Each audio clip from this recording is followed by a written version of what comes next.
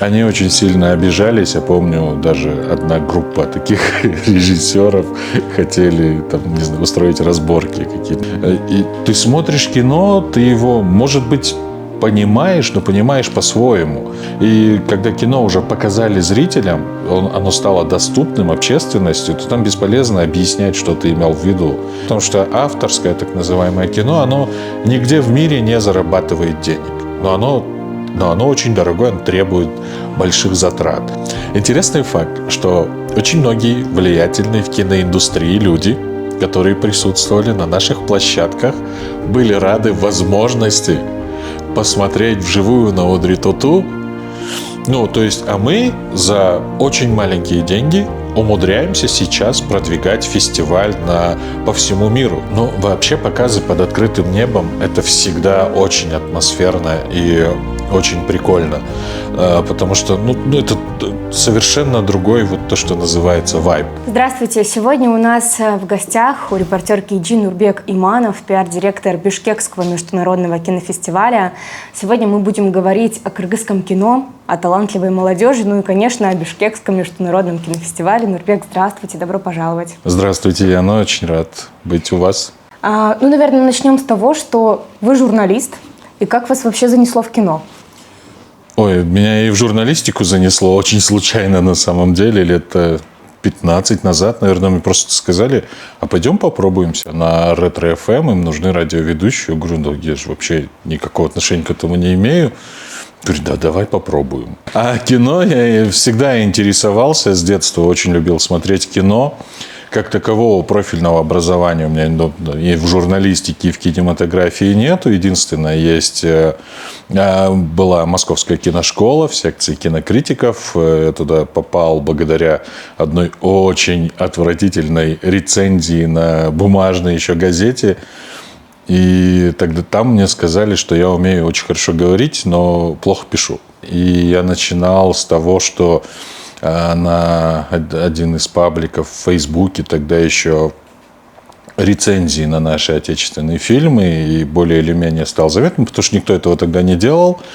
И, естественно, все рецензии не были хвалебными, все режиссеры, ребята, которые сейчас очень успешные, большие молодцы, тогда все мы только начинали. Естественно, фильмы были соответствующего качества, и они очень сильно обижались. Я помню, даже одна группа таких режиссеров хотели там, не знаю, устроить разборки какие-то. Обошлось без кровопролития. В культурном контексте разборки? В разном. Разговор был очень интересный, веселый с одной стороны, с другой стороны немножко напряженный.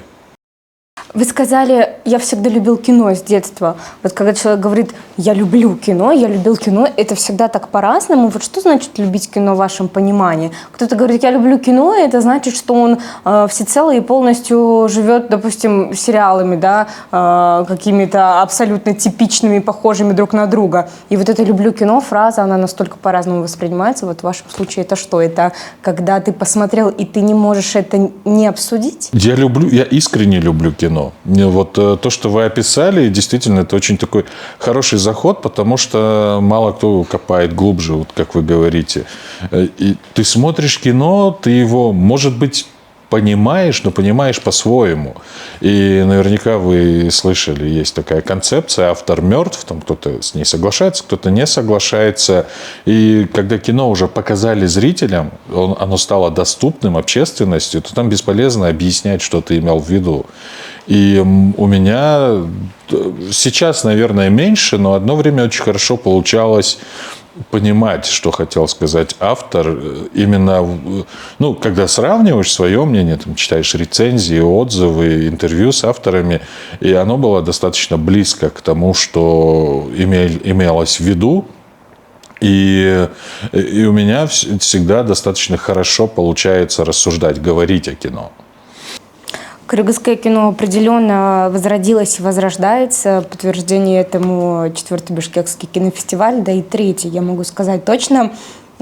Кто, ну, наверное, помимо, да, Октана Рымакубата, который это все возродил, еще приложил к этому руку и вот сделал большое дело, благодаря вот чему мы сейчас имеем в сетке той же самой синематики и других кинозалов 70% отечественных фильмов.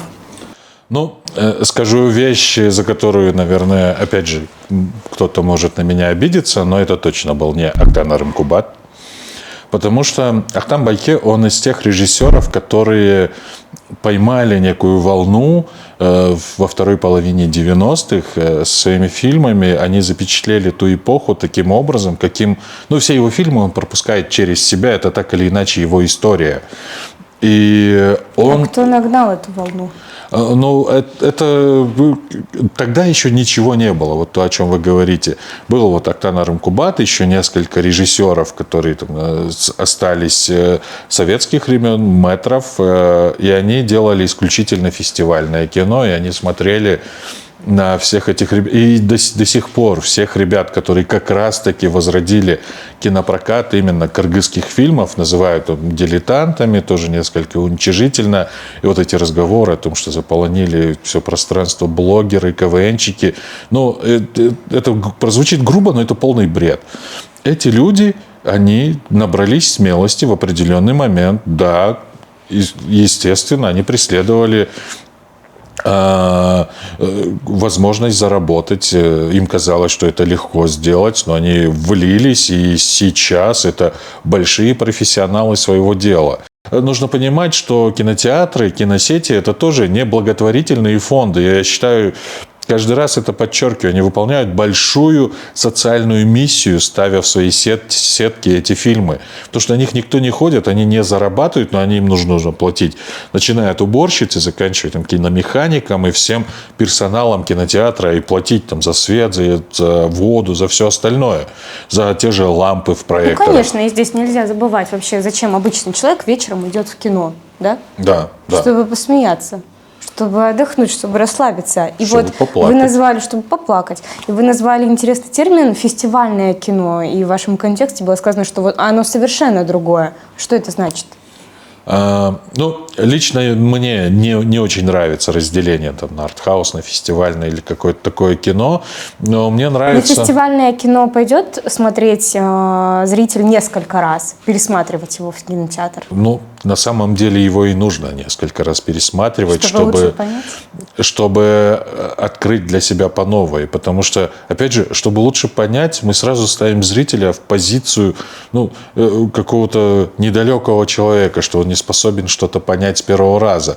Здесь по-другому нужно смотреть. Когда ты пересматриваешь фестивальное или так называемое умное, серьезное кино, ты открываешь для себя каждый раз какие-то новые грани. То, что ты до этого не замечал. И вот мне нравится выражение, я вот честно не знаю, может он тоже где-то заимствовал бывшего директора департамента кинематографии Улана Адамалиева.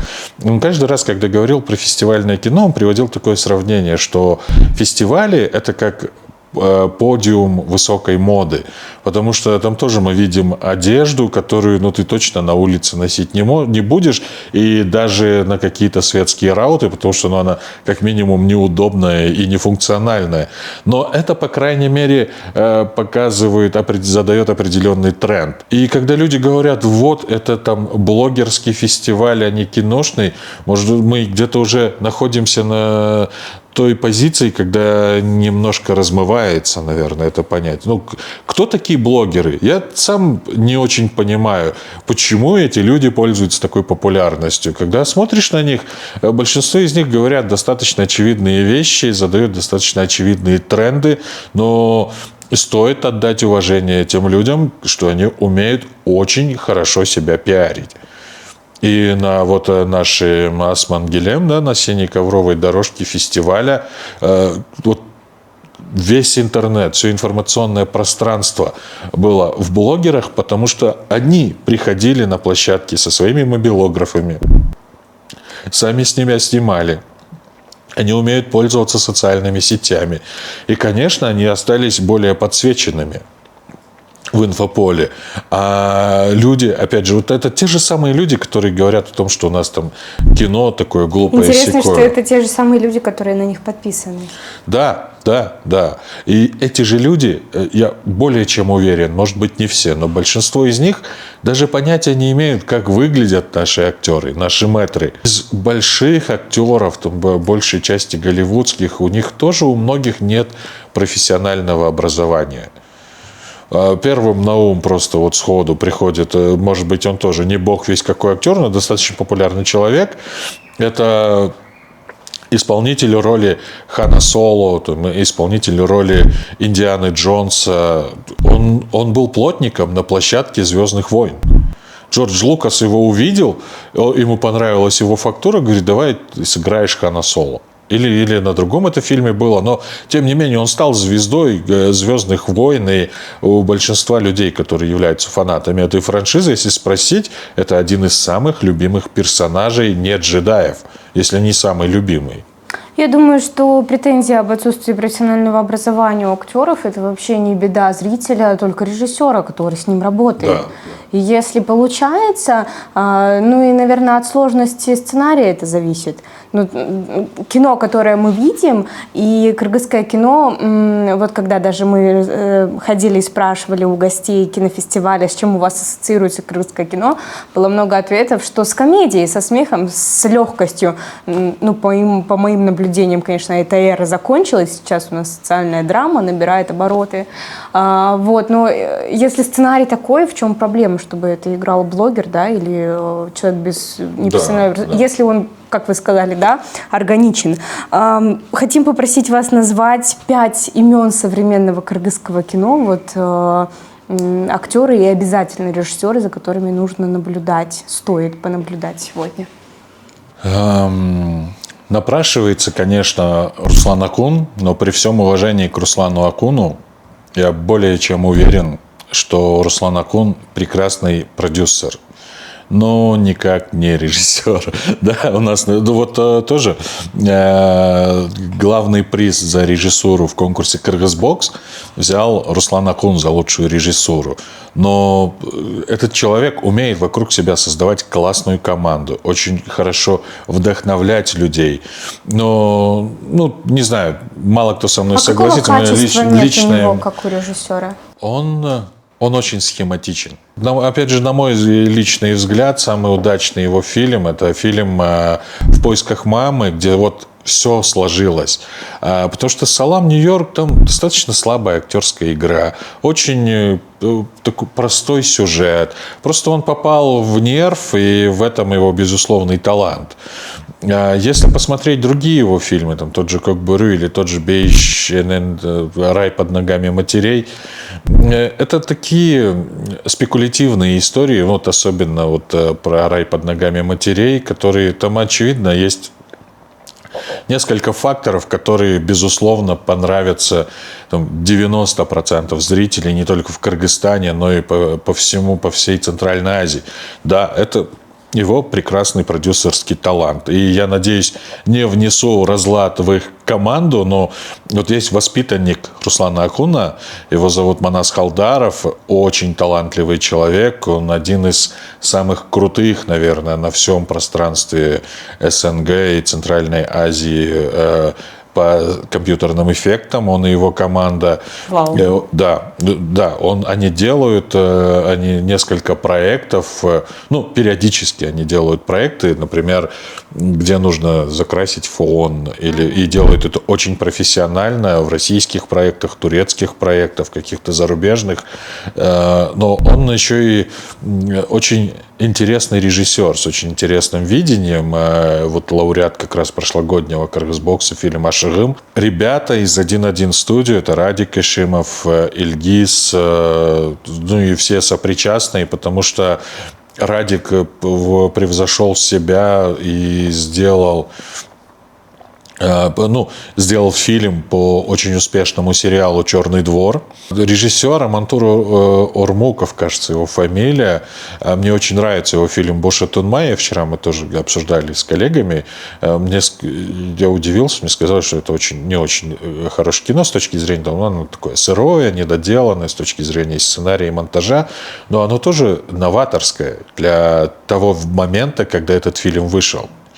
Ну и там один из моих, наверное, любимых режиссеров Бакыт Осмонкан. Ребят, кого я не назвал, не обижайтесь, пожалуйста.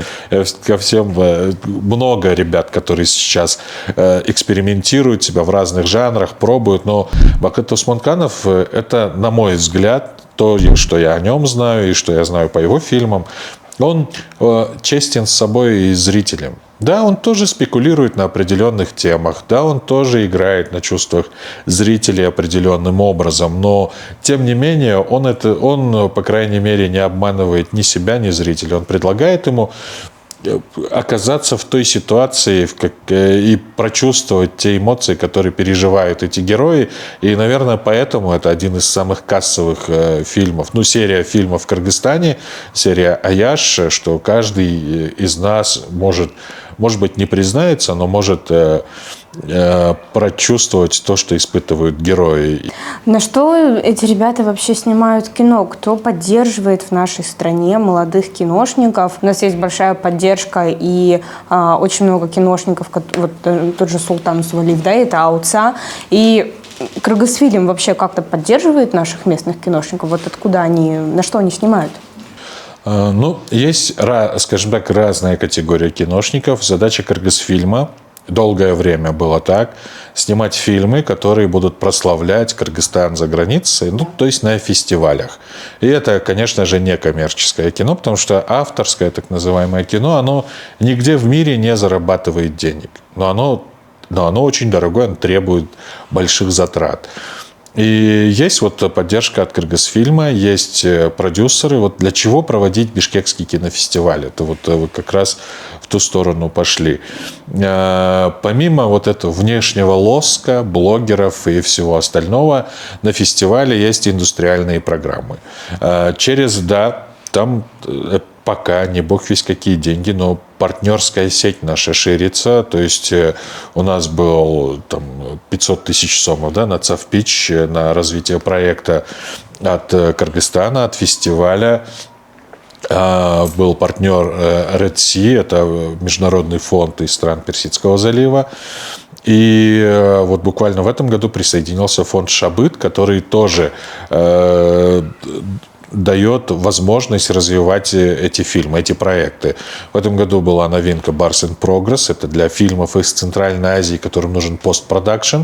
То есть это уже снятые фильмы, которые нужно доделать и маркетинг сделать, помочь подаваться на фестивали и все остальное. Но помимо этих призов, помимо поддержки финансовой, фестиваль дает возможность общаться с людьми из индустрии. И как раз те самые наши гости, порядка 150 человек, это люди, которые приезжают в Кыргызстан, чтобы познакомиться с молодыми кинематографистами, чтобы посмотреть их проекты, посмотреть, как они мыслят, и в дальнейшем помогать им продвигать их уже на других рынках. Мы когда с вами общались на открытии кинофестиваля, вы сказали, что хотите в идеале цель сделать такой каннский кинофестиваль, но уже в Центральной Азии. Я была в прошлом году на фестивале, и была в этом году, и люди, с которыми мы общались в прошлом году и в этом году, конечно, восторжены этим масштабом и красивой картинкой, которую удалось сделать. И как у пиар-директора хочу спросить, какие пиар-фишечки помогают приблизиться к этой вашей цели Каннского фестиваля Центральной Азии, назовем так? Как бы абсурдно это звучало географически. Да. Те же самые блогеры и инфлюенсеры. И привлечение звезд мирового масштаба. Интересный факт про Одри Тату. Я понимаю, что вы прям хотите о ней тоже спросить. Конечно. Вы уже половину вопросов моих заранее уже все ответили. Я уже вычеркнула половину. Продолжайте. Про Одри Тату. Интересный факт, что очень многие влиятельные в киноиндустрии люди которые присутствовали на наших площадках, были рады возможности посмотреть вживую на Одри Тоту именно в Бишкеке. Ну, представьте, люди там из Франции, из Норвегии, из Германии приехали в Бишкек на Бишкекский кинофестиваль и такие, а тут Одри Тоту. И они не меньше наших. Вот была фан-встреча, и там на других площадках они не меньше наших радовались возможности на нее посмотреть вживую, пообщаться, хотя бы перекинуться парой Чувствовать слов. аромат, у нее потрясающие духи. Это первое, что мы всем журналистским составом всех телеканалов такие: вы слышали этот запах, да? Да, но вот этот момент внешнего пиара, он очень важен. И да, почему-то люди набросились на нас именно с этой точки зрения и критикуют. Но а как без этого? Ты без этого просто не будешь заметным. И любое кино, оно тоже пиарится через вот такие маркетинговые штуки. Актеры ездят по всему миру, участвуют в различных шоу, устраивают пресс-конференции для того, чтобы продвинуть тот или иной фильм. И представьте себе, у стандартного голливудского блокбастера средний бюджет $100 миллионов, и еще плюс, помимо этого, еще порядка 70, а то и столько же миллионов долларов на глобальное продвижение. То есть, а мы за очень маленькие деньги умудряемся сейчас продвигать фестиваль по всему миру. Не побоюсь этого слова, скажу со всей смелостью, со всей ответственностью. Продвигаем его по всему миру. Да, вот эти скандалы локальные, которые происходят, они тоже... Тоже пиар. Это тоже пиар. И причем они положительно отражаются на нашем фестивале. И вот тоже произошло... Самая Джанара. Сколько человек пришло посмотреть, что она надела на этот раз? Это же сколько денег сэкономить на пиаре? Конечно.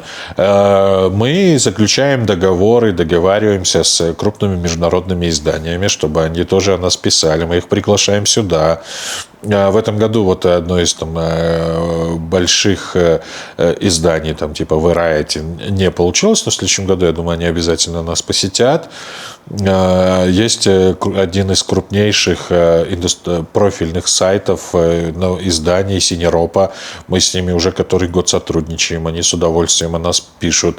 Есть Международная ассоциация кинокритиков ФИПРИСКИ. Они среди критиков и журналистов, киножурналистов из Центральной Азии тоже есть членство ФИПРИСКИ, но к нам с удовольствием приезжают представители из Европы. Нам помогает, например, та же самая небезызвестная Асель Шерниас продвигать наш фестиваль в Соединенных Штатах. И чем масштабнее, тем больше, чем ярче мы будем делать наши дорожки, церемонии открытия, тем больше внимания это привлечет и с точки зрения светских тусовок. Вот я опять же видел, кто-то из журналистов как-то так несколько пренебрежительно, это все-таки светская тусовка или киномероприятие. Если хотите, на киномероприятие, помимо церемонии открытия, есть индустриальные программы и показы. Приходите, смотрите, обсуждайте, сообщайте вашим читателям о том, что это киномероприятие, оно внутри. Это внешне. Мы же конфеты тоже в первую очередь обращаем внимание на то, что красиво, интересно упаковано.